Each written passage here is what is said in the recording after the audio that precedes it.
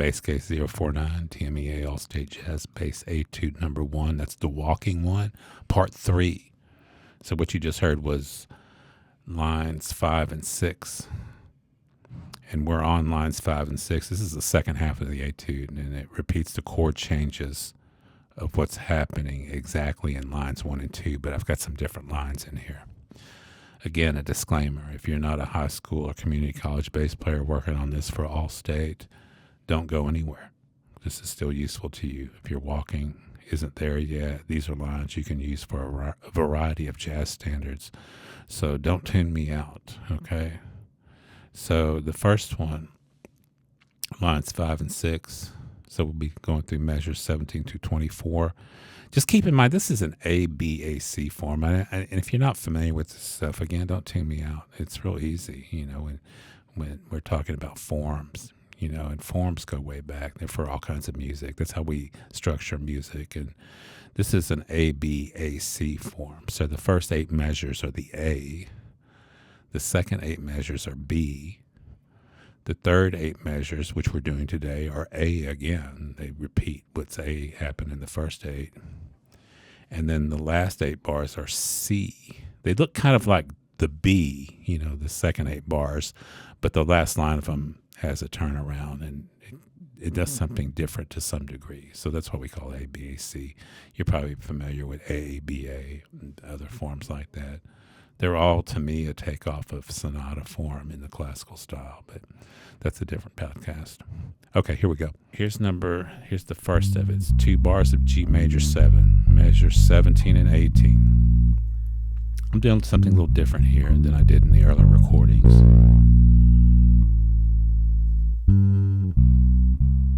Starting on the high G, the first bar. Then I'm going to low G,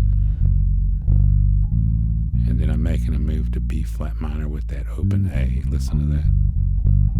Open A to get me to B flat. And keep in mind remember that the G major lines on bars 1 and 2 and 5 and 6 will work here also. I'm just taking some different ideas. Okay. Now measures 19 and 20, that's at B flat 7 to E flat 7. And I'm doing something different than the first time I played.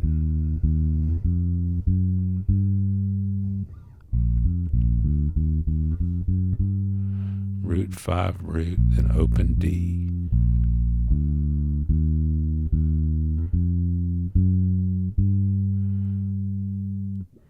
Root 5.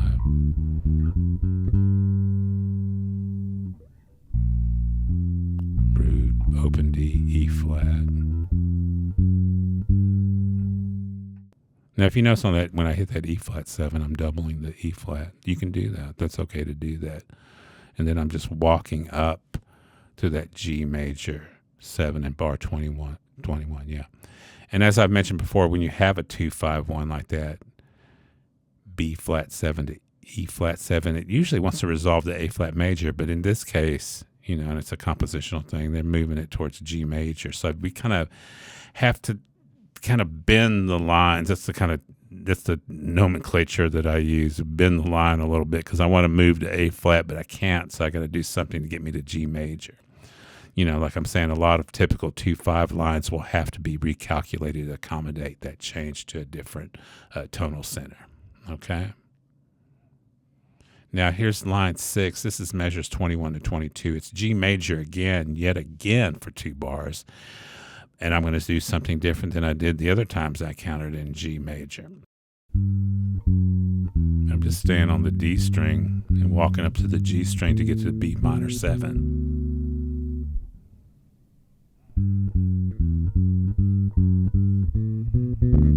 There you go.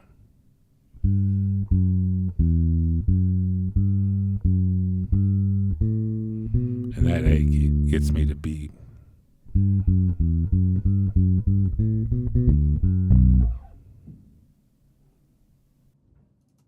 And that I'm just utilizing a different register of the instrument. I'm still in first position though, but I'm staying away this time from the low end, that low G and low A, and I'm working the D and G strings, and like I said, that A on the G string on that fourth beat gets me to B minor 7 beautifully.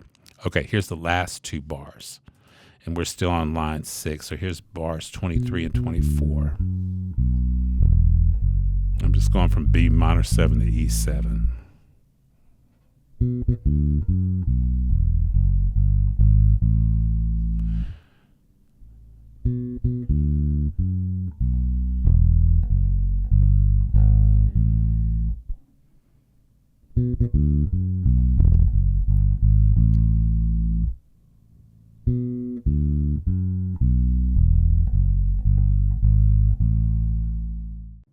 Now I'm utilizing the whole part of the neck. And notice something too, on that B of the B minor 7, I'm playing eighth notes. Da da do, da da ooh. I'm hitting double B, da da do, and then that open D. That's a nice way to break up the line a little bit. I mean, it can't always be. You can play all quarters, and in that last time, I did just play a straight up B as a quarter note. But that's a nice place to put a double 2 eighth notes. And then I'm using the open D, which is the third of B minor. Then I'm back on the F sharp of the D string, and then a low B that's going to act as a 5 that gets me to the E in bar 24. And when I hit that E, I walk up chromatically E, F sharp, G, G sharp, and hit that A. So it's real nice and even. You've heard me play that line before in different keys, and it's a line that bass players use. Some people call it a Ray Brown line. And it gets me that E, F sharp, G, G sharp lands nicely on that A minor 7 that will be in the next podcast. Okay, so here's everything again to finish this off.